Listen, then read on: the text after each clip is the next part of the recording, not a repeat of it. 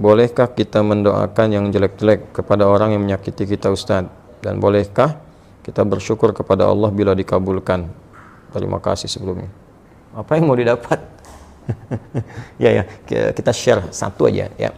Dalam Al-Quran itu ada ayat di Al-Quran surah ketiga Ali Imran ayat 128 sampai 129. Jadi saya berikan gambaran kisahnya dulu. Nabi SAW di awal masa dakwah itu kedatangan satu utusan ya, dan mengatakan bahwa satu desa tuh masyarakatnya masuk Islam.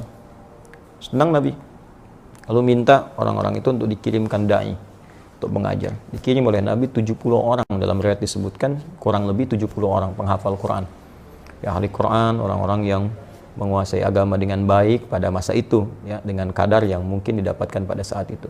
Dikirimkan secara singkat. Ketika sampai di sebuah distrik namanya Bi'r Ma'unah ya, tiba-tiba ternyata orang-orang itu dianiaya, bahkan kemudian dieksekusi.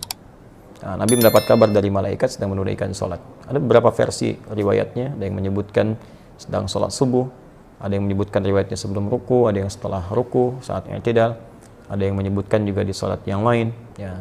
Intinya informasi itu sampai kepada Nabi, dan Nabi mendoakan, ya Allahumma la'an kita, Allahumma adzibhum, ya Allah tolong laknat Bani Fulan ya, kemudian tolong hukum mereka dan seterusnya. Itu berlangsung selama sebulan. Nah, doanya terasa keras ya, tolong hukum Bani Fulan, tolong hukum mereka, tolong laknat mereka. Apa yang terjadi? Kemudian Allah turunkan Al-Quran surah ketiga Ali Imran ayat 128. Ya laisa laka minal amri syai'un aw yatuba 'alaihim aw yu'adzibahum fa innahum zalimun. Ya Muhammad sallallahu alaihi wasallam, engkau tidak punya hak ya untuk bisa memutuskan suatu perkara terkait dengan hukuman ataupun memberi petunjuk pada seseorang yang dimaksudkan langsung menanamkan hidayah kepadanya, kecuali itu atas izin Allah Subhanahu wa taala. Nah, namun yang paling indah, Allah ingin memberikan sebuah arahan seperti ini. Ya, ini sifat maksum Nabi. Jadi ini bagian dari sifat maksum Nabi yang kalau di situ ada sesuatu yang kurang tepat, Allah luruskan. Berhak Nabi meminta. Ya, berhak Nabi meminta. Ya Allah, hukum si fulan, berikan hukuman si fulan, berhak. Tapi Allah berikan suatu arahan yang lain dengan hikmah tertentu. Ya, Allah ingin sampaikan bahwa kalau di awal masa dakwah sedang minta seperti ini, nanti umat itu tidak akan tersisa. Ya, seperti umat-umat yang sebelumnya. Ya, pernah berbuat zalim, kemudian nabinya meminta kepada Allah dihukum, hukum selesai. Tapi Allah ingin berikan sebuah pelajaran bahwa ke depan akan ada ujian lebih besar daripada ini. Maka diberikan sebuah tahapan bersabar, bersabar, sampai kesabaran itu kemudian memuncak, sampai kemudian pada tingkat maksimal sehingga bisa mengatasi tantangan yang lebih berat lagi. Ya, karena kalau persoalan wafat, ajal juga sudah tiba, ya, sesuai dengan ajal. Hanya nanti tentunya ada balasan-balasan dari Allah. Ada yang karena tidak tahu, mungkin bisa dengan itu kemudian diberikan petunjuk untuk bertobat. Ada yang sengaja melakukan, Allah kirimkan kemudian hukuman, nanti akan turun kemudian hukuman-hukuman berikutnya. Bukan berarti pembuat kesalahan tidak kemudian diproses. Ya, bisa diproses dengan hukum yang berlaku, tapi ada mungkin golongan-golongan tertentu yang tidak tahu dan ikut-ikut di dalamnya. Bagaimana hukum seperti itu? Maka Allah turunkan tadi ayat, setelah ayat itu turun, maka Nabi merubah doanya. Perhatikan doanya. Allahumma hdini fi man hadait, wa afini fi man afait, wa tawallani fi man tawallait, wa barik li fi ma atait. Ya. Kalau kita jamakkan, Allahumma hdina fi man hadait, wa afina fi man afait, wa tawallana fi man tawallait, wa barik lana fi ma atait, wa qina syarra ma qadait. Allahumma hdina fi man hadait, ya Allah, mohon berikan aku hidayah, berikan kami hidayah, dan tempatkan kami di tempat-tempat yang orang mendapat hidayah.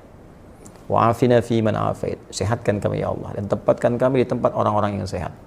Jadi, kalau Anda kerja di tempat orang sehat, Anda bertetangga dengan orang sehat, orang itu dapat hidayah, di kantor dapat hidayah, jadi baik orangnya. Wa tawallana fi man tawallait, palingkan kami dari apa yang Kau tidak sukai, dan tempatkan kami di tempat-tempat orang-orang yang berpaling dari apa yang tidak Engkau sukai. Barik lana fi ma atait, berikan keberkahan pada kami ya Allah dari setiap pemberian-Mu. Ya, indah. Ya, wa qina syarra ma qadait, dan jauhkan kami dari segala keburukan ya Allah, segala keburukan yang mungkin kami dapatkan dalam kehidupan. Ya, Engkau telah tetapkan ini buruk, berikan kami kemampuan untuk menghindarinya. Jadi berubahlah ke arah doa-doa itu. Jadi baik, jadi baik, jadi baik. Itu yang telah kemudian dikenal dengan doa kunut. Ya, berarti permintaan pada segala hal yang bernilai ketaatan kepada Allah yang sifatnya baik-baik. Jadi, kalau Allah saja mengarahkan Nabi untuk mendoakan perilaku buruk dengan kebaikan, maka kita lebih layak untuk mengikuti tuntunan Nabi SAW. Kita doakan yang baik. Ya, toh mohon maaf dia mencela kita itu, celaan dia ketika keluar celaannya itu sudah memberikan pahala kepada kita. Kenapa harus dengan mencela kembali sehingga mengembalikan pahala yang telah kita dapatkan? Nah, yang kedua, kalau hati kita sudah lapang dengan memaafkan, bukan berarti persoalan dia selesai. Persoalan kita dengan dia diselesaikan oleh Allah. Allah akan lupakan beban-beban pada diri kita tentang dia, dihapuskan. Jadi kita nggak capek mikirin dia hilang. Tapi kalau dia belum minta maaf kepada kita, persoalan dia dengan kita belum selesai. Dan dia akan berhadapan dengan Allah di hari kiamat nanti. Jadi nggak ada ruginya, kita dapat pahala. Ya, yang kedua, transferan dari dia tadi, kemudian kita dilupakan oleh Allah tentang perkara dia.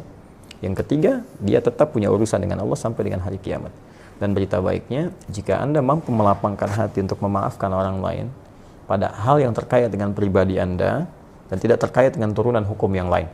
Ya, turunan hukum maksudnya kalau utang, ya, kalau memaafkan itu bukan berarti utangnya lunas. Ya, tetap kita maafkan, misalnya berlaku kelirunya, utangnya tetap kemudian diselesaikan. Kecuali kalau Anda ingin bersedekah. Ya, atau orang misalnya melakukan tindakan kriminal yang dahsyat, kita maafkan. Ya, maaf, tapi kriminal itu tetap diproses untuk memberikan pembelajaran hukum. Kalau secara hukum itu harus diselesaikan. Nah, kalau Anda bisa lapangkan hati seperti ini, maka Allah janjikan di Quran surah ketiga Ali Imran ayat 133 sampai 134. Wasari'u ila maghfiratin min rabbikum wa jannatin 'arduha as-samawati wal ardu u'iddat lil muttaqin. Bergegaslah Anda untuk evaluasi diri, minta ampunan sama Allah, dan berharaplah, berusaha untuk mendapatkan satu surga yang luasnya seluas langit dan bumi, disediakan bagi orang takwa. Siapa orang takwa di situ? Amalannya 134. Alladzina yunfiquna fis sarai wad dharra, orang gemar berbagi dalam keadaan lapang ataupun sulit. Kalau lapang berbagi biasa, ini sulit berbagi masih mau. Ya. Nah, wal kadhiminal ghaidha, yang sanggup menahan amarah, wal 'afina 'anil nas, yang mampu memaafkan kesalahan orang lain. Allahu yuhibbul muhsinin, Allah cinta kepada para pelaku-pelaku kebaikan. Barangkali Anda lulus ujian yang lain, ujian sholat bagus, zakat bagus, tapi Allah ingin menguji Anda dengan hadiah terbesar, yaitu surga seluas langit dan bumi. Dapatkan itu, dan disitulah kesempatannya. Kalau hadiahnya kecil, mungkin ujiannya kecil. Hadiahnya power bank, mungkin ujiannya kecil. Tapi hadiahnya surga, setiap yang didambakan, masa harus tantangannya ringan. Semoga Allah memuliakan kita. Terima kasih. Assalamualaikum warahmatullahi wabarakatuh.